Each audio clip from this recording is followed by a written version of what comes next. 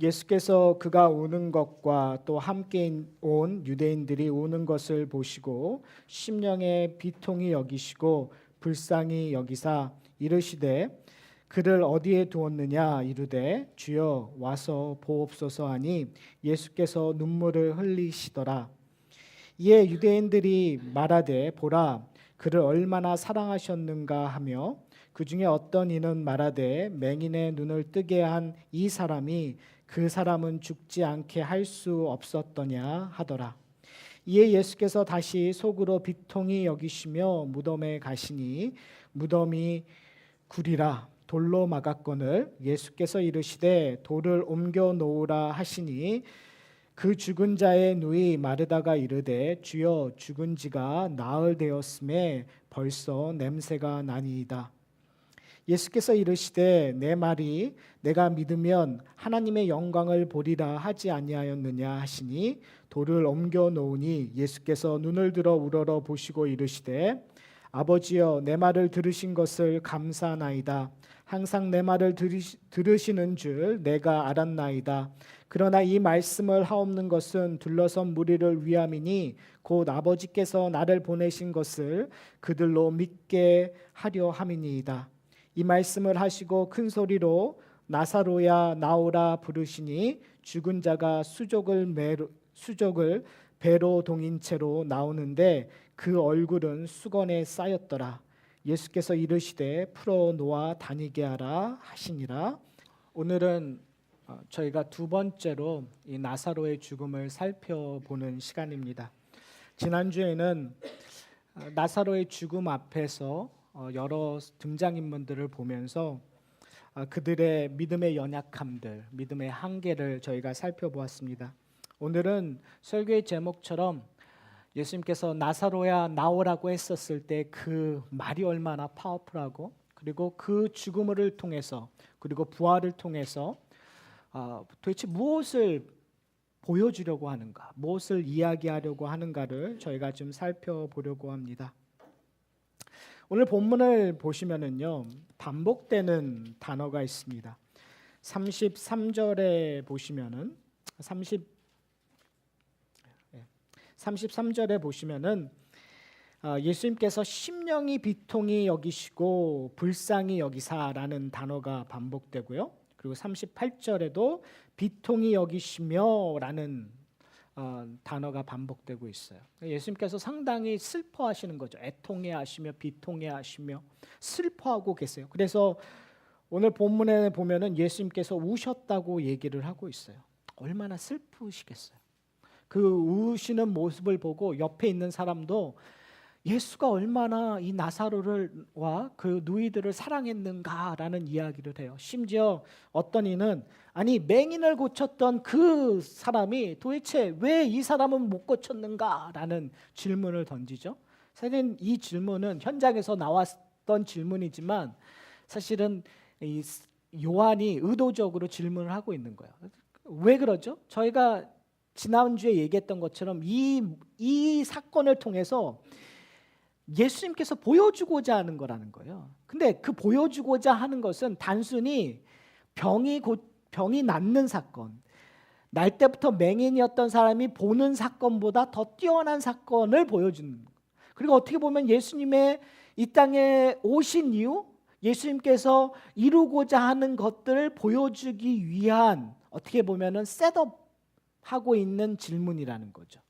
그런 의미에서 왜 예수님께서 이렇게 슬퍼하셨는가? 저희가 좀 생각해 봐야 될 것 같아요. 여러분은 뭐에 슬퍼하세요? 뭐에 분노하세요? 뭐에 애통해하세요?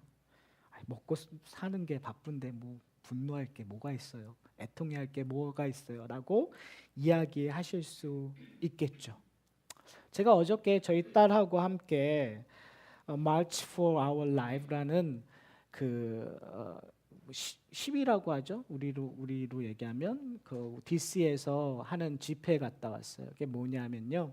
요즘에 학교에서 총격 사건들이 많이 나잖아요. 그러니까 이제 플로리다에서 있었던 그 학생들이 그걸 올거나이즈한 거예요. 그래서 저희 딸내미가 거기 꼭 가야 된다고 아빠 당연히 갈 거 아니냐고 그래서 당연히 간다고 그래서 갔다 왔습니다. 가면서 여러 가지 생각이 많이 들었어요. 그 프로그램을 하는데 거의 대부분 학생들이 와서 스피치를 했어요. 그들의 친구들이 어떻게 해서 그들의 형제가 오빠가 어떻게 총에 맞아서 죽게 됐는지, 그리고 이것이 남의 이야기가 아니라는 이야기들을 아주 강한 톤으로 이야기하는 것을 들었습니다. 저는 그들의 이야기와 그리고 이렇게 기차를 타기 위해서 이제 스테이션에 있는데 어떻게 나이를 지극히 많이 드신 두 부부가 얘기하는 이야기 속에서 되게 마음에 울림이 있었어요. 그게 뭐냐면 예년과 다른 집회였다라는 거예요. 아이들이 나와서 아이들의 이야기하는 걸 통해서 할머니들이 너무너무 그 감동을 받으신 거예요. 저는 그 속에서 애통해함을 보게 되었어요. 다른 사람의 삶에, 다른 사람의 죽음 앞에서 아무런 관계가 없는 한 나이 드신 부부가 애통해하는 모습을 봤어요. 사랑하는 성도 여러분, 우리는 도대체 무엇에 애통해야 합니까? 솔직히 말씀드리면요, 인간은 태어나면서부터 불행을 갖고 태어났어요. 죽음이라는 것 때문에 우리는 답답해요. 죽음이라는 것 때문에 불안해요. 죽음이라는 고통 때문에 그것을 생각하고 그것이 다가옴으로 말미암아 우리는 너무너무 싫어요. 그렇죠? 그러니까 남의 고통, 남의 죽음을 볼 때도 힘들고 나의 죽음을 생각할 때도 힘드는 우리의 인간적인 모습, 그 모습이 오늘 이 사건에 적나라하게 맞닥뜨린 거예요. 어떻게요? 사랑하는 자가 무덤에 있는 거죠. 썩어가고 있는 거예요. 나흘이나 되었다고 얘기해요. 썩어 있는 거예요. 썩은 냄새가 진동되고 있는 거예요. 그러니까 죽음이라는 것이 어떻게 보면은 되게 추상적인 것이 아니라 죽음이 현실이 된 거죠. 사랑하는 사람의 죽음이 현실이 되어 나의 것이 되는 거예요.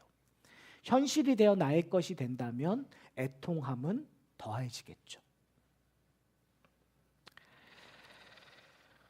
그 애통함 앞에서 저는 사람들의 반응을 좀 봤으면 좋겠습니다. 37절에 보면 이렇게 얘기합니다. 그중 어떤 이가 말하되 맹인은 내 눈을 뜨게 한 이 사람이 그 사람은 죽지 않게 할 수 없었더냐. 여러분, 이 이야기는 뜬금없는 것처럼 들릴 수가 있어요. 그러나 이 질문 속에 우리의 불평을 좀 생각해 보셨으면 좋겠어요. 우리가 어떠한 사건을 볼 때, 어떠한 것들을 인식했었을 때 예수님에 대한 불편이 이런 식으로 나타날 수 있다는 거죠. 지금 이 사람은 아주 간단한 스테이트먼트를 얘기한 거예요. 왜요? 이렇게 정황을 보니까 예수님이 마르다와 마리아를 너무너무 사랑하는 거예요. 울고 있는 거예요. 그리고 사랑한다고 하는 나사로가 지금 저 무덤에서 썩고 있는 거예요. 그러니까 이 사람이 생각할 때 나오는 반응이 뭐냐면, 정말 그가 사랑했더라면, 맹인을 눈을 뜨게 했던 그런 파워가 있었더라면, 그 지난주에 저희가 살펴봤던 것처럼 마르다와 마리아가 뭐라고 얘기하죠? 예수님, 조금만 일찍 오셨더라면 내 오라비가 죽지 않은 줄 내가 믿습니다. 내가 압니다. 내가 확신합니다. 왜 일찍 안 오셨습니까? 라는 이야기를 하고 있는 것을 저희가 살펴봤어요. 동일한 선상이에요. 이거를 남의 이야기가 아니라 우리의 이야기로 한다면, 하나님, 지금 내 인생 이 모습을 보십시오. 내가 뭘 필요하는지 하나님이 누구보다 잘 아신다고 이야기하지 않으셨습니까? 하나님이 그렇게 능력 있다고 얘기하지 않으셨습니까? 아니, 누구 집사님 그렇게 해주셨는데 왜 나는 안 해주세요? 누구 권사님 그렇게 해주셨는데 왜 나는 안 해주세요? 라고 우리는 불평을 이야기할 수 있어요. 저는 지금 불평을 하느냐 안 하느냐의 얘기가 아니라, 지금 우리는 우리의 생각들을 그 불평이라는 거에서 다른 데로 돌려야 된다는 사실이에요. 우리는 자동적으로 불평이 나올 수 있어요. 여러분, 이거 안 하는 사람 있으세요? 저한테 한번 물어보세요. 저 해요. 특별히 이제 뭐 어떤 목사님들 만나거나 어떤 누구의 얘기를 들으면 불평이 불만이 여기서부터 꽉 올라와요. 난 뭐야 이러면서. 그래요. 그런 사람이에요. 우리는 불평 없이 이 땅을 살아가기가 참 어려워요. 범사에 감사하라고 분명히 예수님께서 얘기했는데 그걸 알매도 불구하고 아멘함에도 불구하고 우리의 삶 속에서는 늘 불평 불만이 있어요. 그런데 오늘 본문에서 예수님께서 이 요한이 우리에게 요구하고 있는 것은 그 불평의 눈으로 죽음을 맞닥뜨리지 말라는 거예요. 불평의 눈으로 우리의 문제를 보지 말라는 거예요. 왜요? 예수님께서 우리 가운데 뭘 보여주시니까요. 놀라운 기적을 보여주실 거예요. 놀라운 역사를 보여주실 거예요. 그 의미와 뜻을 발견해야 된다라는 거죠. 39절에 보면 예수님께서 이렇게 말씀하세요. 돌을 옮겨 놓으라. 그렇죠? 우리가 생각하는 무덤이 아니라 굴로 된 무덤이니까 거기에 돌로 막아놨으니까 예수님께서 돌을 옮겨 놓으라고 얘기해요. 이게 참 말도 안 되는 얘기죠. 나흘이나 되어서 썩고 있는데 냄새가 진동하고 있는데 그 말씀을 하신 거예요.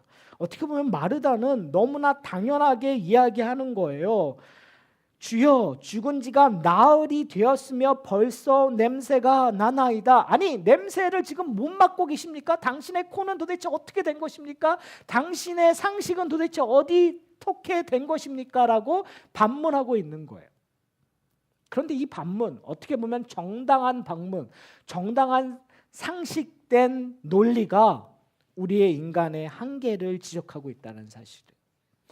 우리가 예수님을 믿는다라는 걸 우리는 어떻게 보면 되게 상식적으로 믿으려고 할 때가 많아요. 요즘 이런 얘기 많이 하잖아요. 교회가 상식적인 행동만 해도 내가 교회 다닌다. 들어보셨죠? 네. 하도 교회가 비상식적으로 돌아가니까 뭐 설교고 뭐고 교제고 뭐고 다 필요 없고 제발 교회가 상식적으로 움직이기를 바란다고 얘기를 해요. 맞는 말이겠죠. 근데 중요한 것은 뭐냐면 우리의 한계는 상식을 뛰어넘지 못해요. 교회라는 것은 상식으로 움직이는 것이 아니라 하나님의 다스림으로 움직이는 거예요. 그렇죠? 하나님의 다스림, 하나님의 공의, 하나님의 정의가 절대적이에요. 하나님의 사랑이 절대적이에요. 그러니까 모든 사람은 그것이 목사든 장로든 집사든 아니면 성도든 상관없이 누구의 권위 앞에 무릎 꿇는 자예요. 하나님의 권위 앞에 무릎 꿇는 자예요. 우리의 상식이 아니라 하나님의 말씀의 파운데이션을 두는 것이죠. 왜 그러냐면요. 마르다는 되게 정답만 이야기했어요. 그렇죠? 마르다가 뭐라고 해요? 부활을 믿는다고 얘기를 했었어요. 난 부활을 믿습니다. 그렇죠? 마지막 날 내 오라비가 다시 살 것을 믿습니다. 당신은 그리스도라는 것을 내가 믿습니다. 당신은 나의 구주라는 것을 믿습니다. 당신은 하나님의 아들이라는 것을 믿습니다라고 마르다는 고백을 했어요. 여러분, 우리는 복음을, 우리는 하나님의 말씀을, 우리는 하나님을, 예수님을 상식적인 선에서 믿어요. 그렇죠? 왜요? 우리는 배우니까요. 교회 와서 성경 공부를 하잖아요. 우리는 성경을 읽잖아요. 그러니까 그것이 지식으로 상식으로 맞닥뜨려져요. 근데 문제는 뭐냐면 상식선에서 무너지는 거예요. 근데 오늘 본문에서 뭘 얘기하냐면 예수님께서는 돌을 치우라고 얘기해요. 왜요? 예수님께서 뭘 하실 거니까요. 죽은 자를 살리실 거예요. 사랑하는 성도 여러분, 여러분은 죽은 자를 살리시는 예수 그리스도를 알고 믿고 계십니까? 아멘. 그렇죠? 저희 오늘 종료주일이잖아요. 종료주일 다음에 돌아오는 금요일은 굿 프라이데이잖아요. 그렇죠? 예수 그리스도가 돌아가셨어요. 그리고 3일 후에는 부활절이에요. 우리는 예수 그리스도가 부활하셨다라는 것을 믿는 자들이에요. 그런데 그 부활을 믿는 우리에게 부활이 있나요? 예수님을 부활은 믿는데 그런데 나의 부활을 믿지 않는 사람이 되게 많아요. 예수님은 하나님이라는 것을 믿는데 내가 하나님의 백성이라는 것을 믿지 않는 사람들이 의외로 많아요. 왜 그럴까요? 상식이라는, 내가 생각하건 논리라는 것들이 깨어지지 않아요. 다른 말로 얘기하면 우리의 한계가 드러나고 있는 거예요. 자, 그렇다면 우리의 한계를 어떻게 무너뜨릴까요? 오늘 본문에서 무너뜨리기 위하여 예수님께서 하나님 앞에 이야기하고 있는 것이 드러납니다. 41절 후반부에 보면 이렇게 얘기해요. 그러니까 41절과 42절에 하나님 앞에 이야기하는 대목이거든요. 근데 그 이야기하기 대목 바로 전에 40절에 다시 한번 이 사건의 의미를 설정을 해요. 그것은 뭐냐면 이것을 통하여 너희가 하나님의 영광을 보겠다는 거예요. 다른 말로 얘기하면 부활주의를 저희가 기념하는 것 뭘 하기 위하냐면 하나님의 영광을 보기 위함이에요.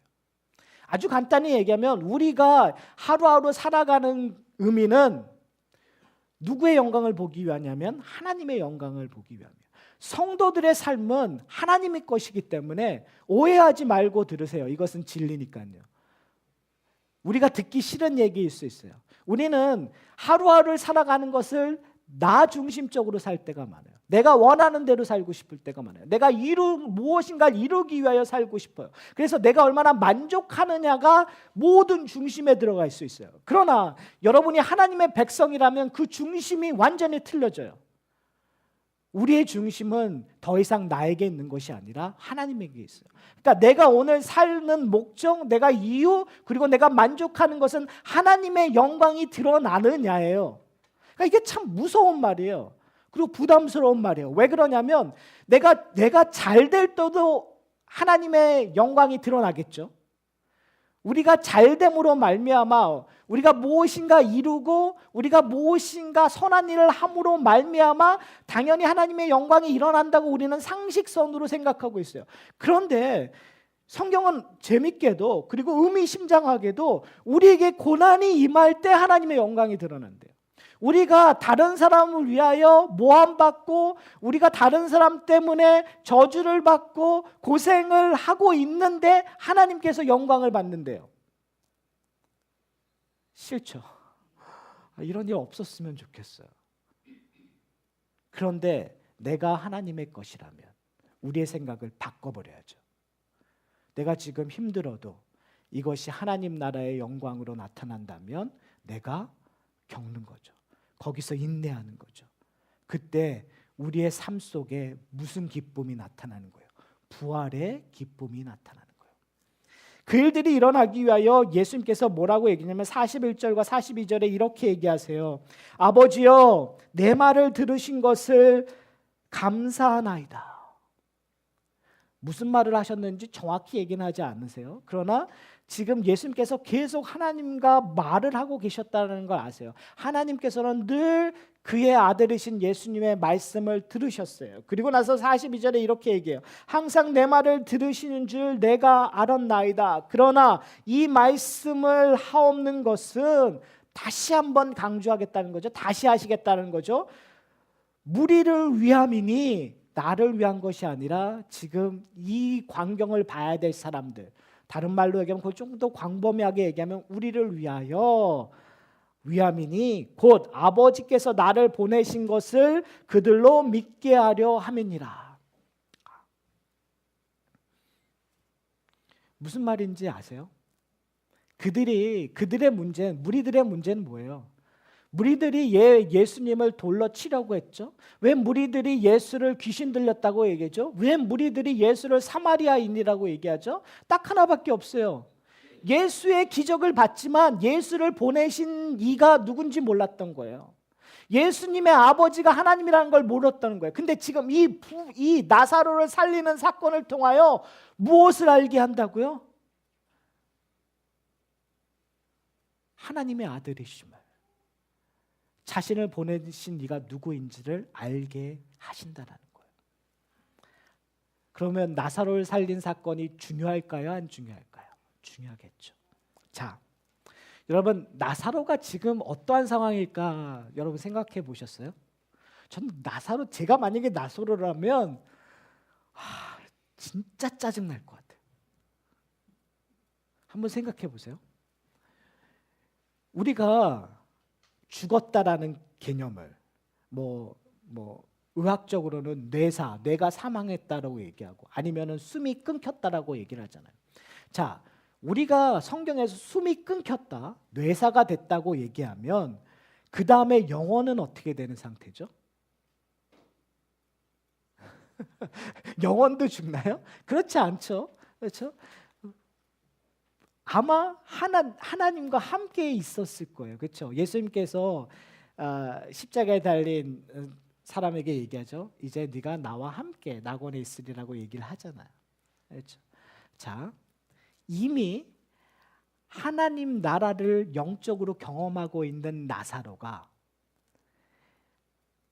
사흘이 지나요. 그러니까 영원 속에서 사흘이라는 것은 의미가 없는 거겠지만, 그렇죠? 우리가 생각하기엔 사흘이 지났어요. 근데 그 사흘 동안 우리가 생각하는 시간 안에서 이미 하나님과 기쁨을 누리고 있어요. 그런데 뭐라고 얘기하면 잠깐만 다시 내려가. 다시 내려가면 뭐가 좋은 게 있죠? 좋은 게 하나도 없어요. 다시 죽어야 돼요. 좋은 게 하나도 없어요. 다시 배고픔의 고통, 슬픔의 고통을 겪어야 돼요. 자, 제가 그 얘기를 하려고 하는 것이 아니라 여러분 나사로가 지금 어떠한 스테이지에 있는지를 좀 생각해 보셨으면 좋겠어요. 썩어져 가고 있는 거예요. 인간의 한계죠. 인간의 문제겠죠. 아까 제가 얘기했던 하나님과의 영원적으로 하나님과를 알게 되고 관계를 갖는다라는 것은 하나님의 선택을 받은 사람들이잖아요. 믿음이 있는 사람에게 하는 거잖아요. 근데 문제는 뭐냐면 모든 사람은 하나님의 저주를 받은 거란 말이에요. 그러니까 그 죽음과 함께 하나님의 심판, 하나님의 저주 앞에 설 수밖에 없는 우리의 모습이에요. 다른 말로 얘기하면 몸이 썩고 있는 거는 아무런 의미가 없는 거예요. 뭐죠? 하나님을 만나야 된다는 공포, 하나님의 저주가 더 크게 그의 모든 것 앞에 있는 상황이에요. 아무런 희망이 없는 상황이죠. 이 이야기가 누구의 이야기죠? 우리의 이야기예요. 육체가 썩고 있는 것보다 더 영원히 심판받고 저주받는 그 모습이 우리의 모습이에요. 그런데 나사로야 나오라는 이야기가 들려져 나오는 거예요. 그렇죠? 다른 말로 얘기하면 여러분의 이름을 부르고 나오라는 거죠. 그렇죠? 저는 이 사건을 통해서 두 가지를 봤으면 좋겠어요. 나사로의 죽음 속에서 우리의 죽음을 봤으면 좋겠어요. 두 번째는 나사로의 죽음 속에서 예수 그리스도의 죽음을 미리 봤으면 좋겠어요. 나사로의 죽음 속에서 나의 죽음을 본다라는 것은 무슨 의미냐면 우리 모두 다가 죽음의 저주 앞에, 죽음의 심판 앞에 설 수밖에 없는 존재라는 거죠. 예수를 알기 전에, 예수의 사람이 되기 전에, 예수와 함께 있기 전에는 우리는 아무런 희망 없는 존재예요. 죄의 싹슨 사망이라는 것 때문에 어떠한 것도 누릴 수 없는 좌절과 절망 속에 있었던 사람들이에요. 그런데 예수님께서 성령을 통하여 우리의 이름을 부르셨어요. 오늘 본문을 보면 너무 이상한 광경이 일어나요. 예수님께서 부르시니 나사로가 어떻게 나오죠? 수족을 배로 동인 채로 나오더라.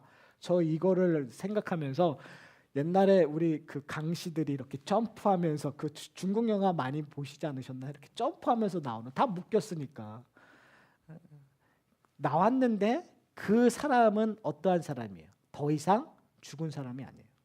재밌죠? 불편하게 다 배로 묶여 있는데 그런데 그 사람은 살아 있어요. 그리고 예수님께서 뭐라고 얘기하면 풀어 돌아다니게 하라는 얘기예요. 어떻게 보면 우리의 모습과 되게 유사한 부분이 있어요. 사망 안에서 죽었던 우리들은 예수님께서 부르실 때 이렇게 죄의 본성이라는 배로 쌓여져 있는 우리의 모습들이 드러나요. 구원을 받고도 우리는 하나님이 싫어하는 일들을 할 때가 참 많아요. 그런데 성령께서 그리고 예수님께서 우리에게 하시는 일들은 우리의 삶 속에서 이 배를 풀어서 걷게 하신다는 거예요. 돌아다니게 하신다는 거예요. 그것이 성령이 우리의 삶 속에서 이루실 일들이에요. 자, 그거는 이제 저희가 나중에 또 얘기하기로 하고요. 저희는 이 나사로의 죽음 속에서 우리의 죽음을 본다면 이 우리의 죽음을 해결할 죽음 하나가 있어요. 그건 뭐냐면 예수 그리스도의 죽음이에요. 자, 예수님의 마음은 어떠셨을까요? 시간적으로 예수님의 죽음이 앞으로 얼마 남지 않은 시간적이에요. 그리고 예수님께서는 이 나사로의 죽음을 의도적으로 기다리고 계셨던 거예요. 그렇죠? 죽은 후에나 가셨어요. 가시면서 무슨 생각을 하셨을까요? 분명히 이것이 하나님의 영광을 보여주는 것이라고 이야기하셨어요. 그렇다면 그의 인생 속에서 이루실 것들을 그는 생각하실 수밖에 없어요. 그는 십자가의 죽음을 생각하실 수밖에 없어요. 그는 무덤에 묻히는 것을 생각할 수밖에 없어요. 여러분, 예수님께서 오셨다라는 것은 단순히 나사로의 슬픔, 나사로의 죽음에 대한 슬픔, 그리고 마르다와 마리아가 그렇게 애통해하는 그 슬픔 때문만은 아닐 거라고 저는 생각해요. 저는 예수님께서 자신의 죽음을 보고 우셨던 부분도 있을 거라고 생각해요. 왜 그러냐면요, 예수님께서 십자가에 달려 죽으셨을 때 예수님께서 뭐라고 얘기하시는지 여러분 기억나세요? 아버지여, 왜 나를 버리시나이까? 이게 보통 이해하기 어려운 단어잖아요. 하나님, 아버지, 나를 왜 버리시나이까? 그것은 정말 하나님께서 나를 버리셨다는 것이 아니라 앞으로 뭘 이야기하고 있는 거죠? 예수님께서 받으셔야 되는 죽음을 이야기하고 있기 때문에 그래요. 여러분, 죽음이라는 것이 뭐죠? 사망이라는 것이 뭐죠? 우리는 그냥 뇌사가 되었다거나 숨을 멈추는 것으로 이해할 수 있지만 성경에서 얘기하고 있는 죽음은 하나님과의 단절이에요. 하나님의 관계가 끊어지는 것을 이야기하고 있어요. 자, 인간은 태어날 때서부터 하나님의 관계가 끊어졌었던 부분이에요. 근데 성경 오늘 저희가 읽었던 성경 봉독에서도 예수님께서 하나님과 어떠한 분이었다고요? 하나님과 본체, 하나님과 동등되었던 분이셨다고 얘기해요. 그 말은 뭐냐면 예수님께서는 한 번도 하나님과 분리된 적이 없어요. 근데 지금 우리를 구원하기 위하여, 우리를 부활시키기 위하여 예수님께서 감당하셔야 되는 것이 무엇인지 아세요? 하나님과의 분리예요. 하나님과의 단절이에요. 그것이 사망이에요. 여러분, 이것은 말도 안 되는 거예요. 저는 하나님이신 예수님께서 이 땅에 오신 선육신도 말도 안 되는 거지만 이거보다 더 큰 것이 뭐냐면 하나님과의 단절이에요. 십자가의 죽음은 단순히 모든 인류를 위하여 사랑스럽게 아름답게 희생의 정신으로 십자가에 달려 죽으셨다, 십자가의 수치다, 그래요, 맞아요. 그렇지만 그것보다 더 큰 것이 뭐냐면 하나님이신데 하나님과 분리되는 거예요. 말도 안 되는 일들을 하신 거죠. 있을 수 없는 일들을 하시는 거죠. 누구 때문에요? 무덤에 있는 우리 때문에요. 우리를 살리기 위하여 누가? 예수님께서 단절되는 그곳으로 들어가시는 거예요. 자기를 내어주시는 거예요. 근데 거기서 끝나지 않죠. 이제 저희가 다음 주에 부활주일로 저희는 셀러브레이트 할 거예요. 기뻐할 거예요. 왜요? 예수님께서 그 죽음을 이기셨다고 얘기를 해요.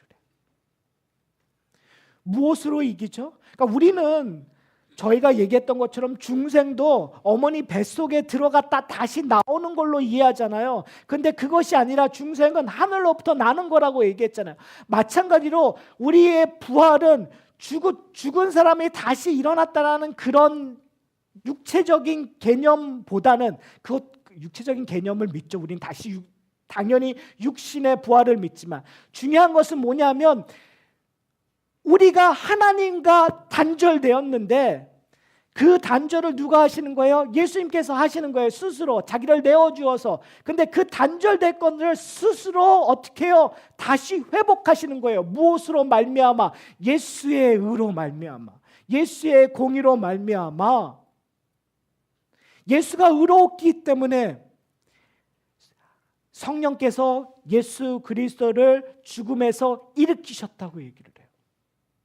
다른 말로 얘기하면 하나님의 심판 때에 예수님께서 쓰셨는데, 하나님께서 뭐라고 얘기하냐면 나키티, 너는 공의롭다, 의롭다고 얘기하시는 거예요. 여러분, 이 개념을 아세요? 그 공의가 누구에게 주어진 거예요? 우리에게 주어진 거예요. 우리의 이름을 부르는 그 순간, 누구누구야 나오라고 하는 순간 하나님께서는 그의 이름을 부르시면서 뭐라고 얘기하는 거예요? 죄 없음을 선포하시는 거예요. 의롭다고 선포하시는 거예요. 자, 그렇다면 아까 다시 돌아가서 우리가 풀어 놓아 다닌다는 그 의미는, 살아서 걸어 다닌다는 의미는, 내가 구원받았다는 의미는 단순히 천국 가는 것이 아니라 이제는 어떻게 사는 거예요? 어떻게 사는 존재예요? 의로움을 이 땅에서 선포하며 거룩한 삶으로 살아가는 것이 돌아다니는 자들의 모습이겠죠. 제가 다시 한번 여러분들에게 질문하겠습니다. 여러분, 무덤에서 나오는 것 좋죠? 혹시 답하시는 분은 제가 질문을 다시 드리겠습니다. 여러분, 무덤에서 나오는 것 좋죠? 여러분, 무덤에서 나와서 숨 쉬고 싶으시죠? 여러분, 무덤에서 나와서 걸어 다니고 싶으시죠? 여러분, 나오셔서 함께 음식을 먹고 싶죠? 아니세요? 그렇죠. 이 질문을 다시 한번 바꾸겠습니다. 여러분, 내 이웃을 위하여 애통하기를 원하십니까? 여러분, 불쌍하고 소외된 사람들에게 손을 내밀기를 원하십니까? 여러분, 하나님을 만나기 위하여 나의 모든 것을 내려놓고 하나님 앞에 나오는 것을 최우선으로 여기겠습니까? 여러분, 여러분의 소유를 나의 것이라고 하지 않고 하나님의 것이라고 이야기하실 수 있습니까? 여러분, 내가 내 자녀를 위하여 사랑하는 것처럼 다른 자녀를 위하여 사랑할 수 있습니까? 질문의 표현들은 틀리지만 의도와 뜻은 똑같다라고 저는 생각합니다. 왜요? 예수 그리스도가 나를 살리셨기 때문에. 사랑하는 성도 여러분, 성령께서 이야기하시는 말씀을 들으시기를 소원합니다. 여러분의 이름을 부르시고 나오라고 얘기하십니다. 그 나오라고 얘기하셨던 그 성령님께서 우리를 끌고 가실 것입니다. 그리고 여러분에게 순종을 요구하시고 여러분의 헌신을 요구할 것입니다. 그때 우리 다 함께 기쁜 마음으로, 예 하나님, 예, 저는 능력이 없고 힘이 없지만 예수 그리스도께서 이루어주신 그것 때문에, 그 은혜 때문에 오늘 하루도 제가 쫓아가겠습니다. 따라가겠습니다. 순종하겠습니다라고 고백하는 저와 여러분들이 되기를 소원합니다. 우리 다 함께 기도하시기를 소원합니다.